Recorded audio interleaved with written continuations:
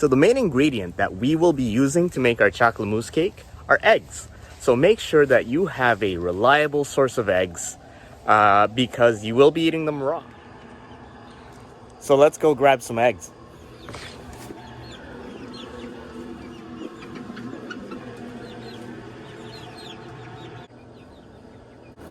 Let's talk ingredients. This is for 5 portions. It's actually going to be 5 fairly large sized portions. So I like to use 5 eggs, which we just collected. So we're actually going to wash them because they're fresh from the hen house. We're going to use a cup, about 250 mils of heavy cream. Now if you want, you could actually use whipping cream as well. It's going to give you more or less the same thing, but the heavy cream is going to set firmer, which I tend to like. Next we got chocolate. This is what's going to give you that flavor. 82% chocolate here. You can use 75, 70, 80. Now remember, the lower the chocolate percentage, the more sugar there will be. So in this case, we got 100 grams of 82% chocolate. That gives you about 15 grams of sugar in that entire chocolate bar, but also 15 grams of fiber, which sort of, gives you 0 net grams of sugar if you think about it. Finally, last but not the least, I'm going to use some grass-fed butter. I'm going to use about 30 grams of it, which is 1/8 of a cup. All right, so we're at the preparation phase. First thing we want to do is work on the eggs, and this is also going to be the hardest part. So what we want to do is separate the egg whites from the egg yolks. We got a cup here. I'm putting it in the sink just in case I spill it. I'm going to break the egg. Boom, break.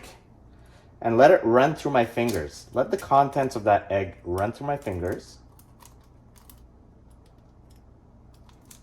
And you see here, the egg white is just sort of running through my fingers, leaving the egg yellow behind.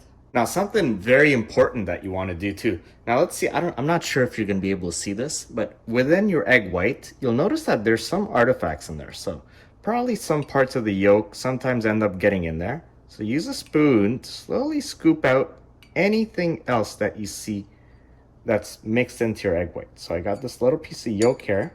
I'm just going to slowly throw that out, because the clearer your egg whites, the easier you're going to get that moussey consistency once you start beating it, okay? So very important that you don't get any kind of impurities, in this case any kind of yolk, in your egg whites. I'm going to take my egg white that I've separated, and let's move that camera. I'm going to put it into the bowl with the other egg whites. And I will repeat this process for as many eggs as I'm going to use. Collect all the egg yellows here, the yolks rather, all of the egg whites in the bowl. Let us now prep the chocolates to go in the microwave so you can melt it. So I got 100 grams of chocolate. It comes in squares already. I'm going to cut up my approximately 30 grams of butter. Okay, got my butter, got my chocolate. Just gonna throw it on, boom, right there. And I'm gonna microwave it. I'm gonna put it in the microwave for about 20 seconds at a time, just to make sure it doesn't burn. I'm gonna let it microwave for 20 seconds. I'm gonna take it out. I'm gonna stir it up a bit and put it back in for 20 seconds. I'm gonna keep doing that until it's nice and liquid. At this point, you can tell that we got a nice liquid mixture of chocolate and butter. And I'm just gonna let it cool here while I beat the eggs and while I beat the whipped cream. So we're gonna take our mixture of 5 egg whites, that's in this bowl here, and take the beater, and we're gonna beat them until we have soft peaks. There we go.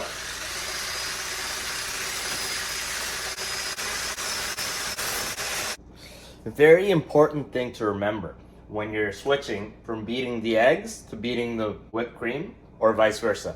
Make sure you clean your beater every time. It's time to take our heavy cream, about a cup's worth. That's about a cup's worth. And start beating it for about 3 to 4 minutes. Here we got the heavy cream, which I just finished beating for about 5 minutes. Now if I take my bowl, okay, and I flip it over upside down, It's still there. It hasn't come out of the bowl. That tells me that it's been beat enough. I'm gonna take my yolks, I'm gonna dump it in here, and beat one yolk at a time. I'm gonna beat it into my mixture. Now that we've beat the egg yellows into the heavy cream or the whipping cream, we're gonna slowly mix the molten chocolate and butter combination into the cream as well.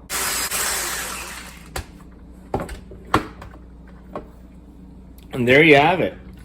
You have your egg yolks as well as your chocolate mixed in to your cream. And it's all beat up into a nice mousse. Here comes the final step. We're gonna take our two different mousses and we're gonna mix them with each other. And the way we're gonna do that is using a spatula. A very important thing to know when you're mixing mousses, or whenever you're mixing anything with a mousse type substance, is that you can't just mix it normally. Otherwise, you're gonna lose your consistency. What's really important to do is to fold it in. And I would suggest you just look up folding when it comes to baking and mousses, just to get an idea of how that's done. But I'm gonna take this and dump the mix in.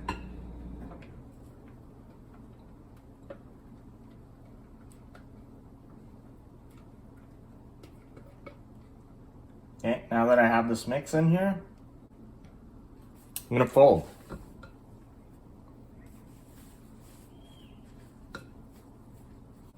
Careful not to mix it as you'd normally mix something, because if you do that, you're gonna lose a lot of this beautiful texture that we've built up. And remember, very important not to fold it any more than you need to, because every time you're manipulating this mixture, you're gonna lose a little bit of texture. And that's fine if it's just a little bit, but you don't want it to turn into a liquid again. That's the whole point of folding it. You just want to continue folding it until you have this nice homogeneous, color.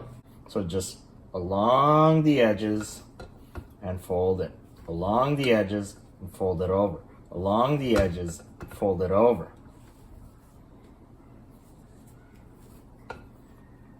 Here is my final product. It's not quite done yet though, because although it is, I guess, technically a chocolate mousse, you need to put it in the fridge for a few hours just to let it firm up. That's when you're really gonna get that nice moussey consistency. So we're gonna take this, we're gonna put it in the fridge. Before you put it in the fridge for a few hours, here's the consistency, right? Check. I'll put the spoon in it, I'll pick it up, here's the consistency. It tastes great. Delicious. But it's gonna be a lot better once it's gotten a bit firmer in the fridge. And it's nicer when it's cold too. So I'm gonna take this, I'm gonna put it in the fridge, and we'll visit it in 2 hours, see what it's looking like. It's been about 3 hours now. I just took this out of the fridge. Now let's dig in and see how it turned out. All right, so you see that texture there? That's what I'm talking about. Bon appétit. Thanks for watching, everybody.